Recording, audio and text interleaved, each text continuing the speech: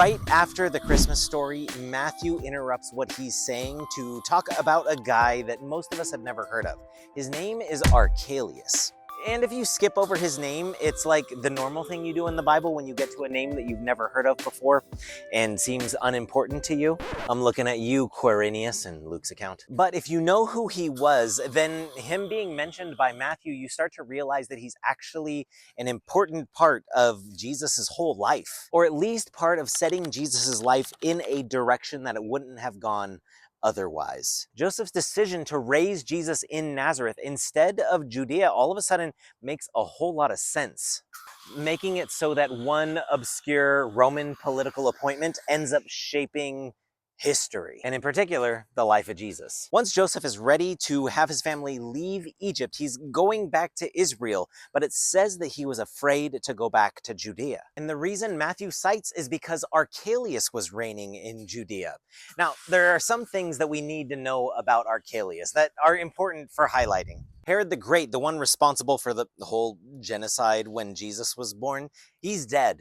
But Archelaus is his son. He's something that Josephus calls an ethnarch. He is in charge of a particular region because of who his dad was. And right after he took power, there was a protest that took place in which people rallied inside of the temple courts. And after a little bit of diplomacy failed, he decided the best way to put this thing down was to kill thousands of people in the temple courts, which started his career off pretty poorly and gained him a reputation. And it turns out that this wasn't just a sort of one-off thing.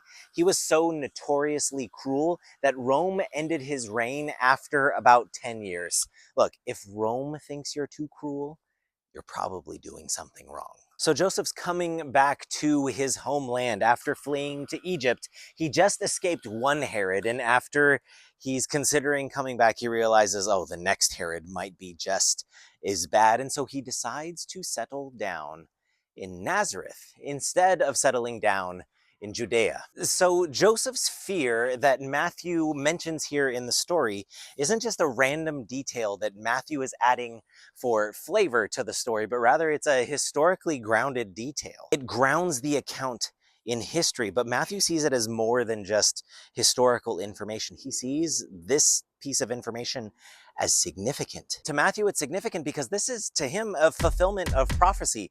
Immediately after talking about this decision of Joseph, he says it's so that prophecy could be fulfilled.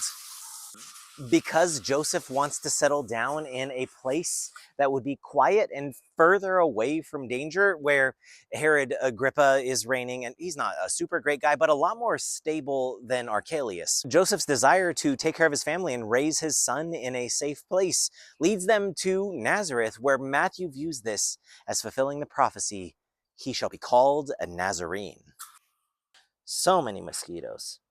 Now, admittedly, this is one of those prophecies that is a lot more debated than the other prophecies mentioned about Jesus. He shall be called a Nazarene is not a direct Old Testament quote, and some people explain this different ways. One is that Nazarene is really like adjacent to the word netzer, the Hebrew word for branch, and so some people say, well, this is a reference to Isaiah 11, where it talks about this anointed one or Messiah who's going to be the branch. Other people would say this is a fulfillment of prophecy because it was understood that maybe the Messiah would be hated, and Nazareth had a reputation. It's one of those cities that not a lot of people thought really highly of. So maybe it's a Hebrew play on words for branch, or maybe it's Matthew summarizing some prophetic themes, but either way, Matthew sees this historical detour as an important and significant event. In Matthew's view, this is God placing Jesus exactly where he wanted him to be.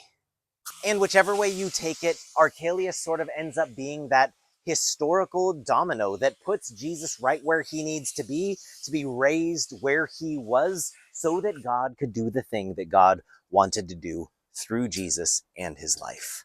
And here's why I'm mentioning it, is because when you see a name like Archelaus, it's like this little tiny detail that you see in the text that you might be like, no big deal, it's just another name I can't understand. But without that little detail, things don't go down the same.